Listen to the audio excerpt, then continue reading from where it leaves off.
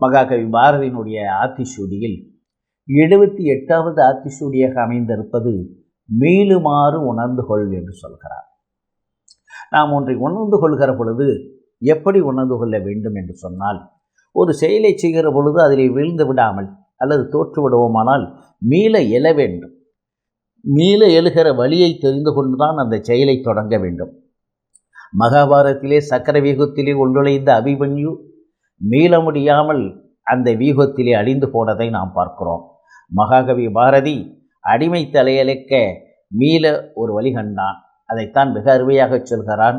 அக்கினி குஞ்சொன்று கண்டேன், அது அங்கொரு முந்திடை வைத்தேன், வெந்து தனிந்தது காடு, அதில் குஞ்சொன்று முப்பன்று முண்டோ தாம் தரிகட தாம் தரிகட தாம் தரிகட என்று ஒரு உயர்ந்த உண்மையை கண்டுபிடித்து விட்ட மகிழ்ச்சியிலே பாரதி பேசுவதை பார்க்க முடிகிறது.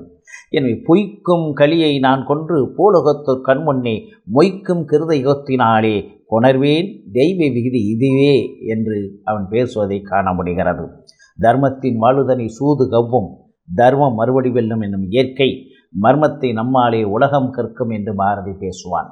அதனாலே மீளுமாறு வழியை தெரிந்து கொள்ளாமல் ஒரு செயலை தொடங்கினால் அந்த செயலினாலே வருகிற வழியினாலே நம்மை இழந்து போகக்கூடிய ஒரு சூழல் உண்டாகிவிடும் என்பதனால்தான் பாரதி பேசுகிறான்.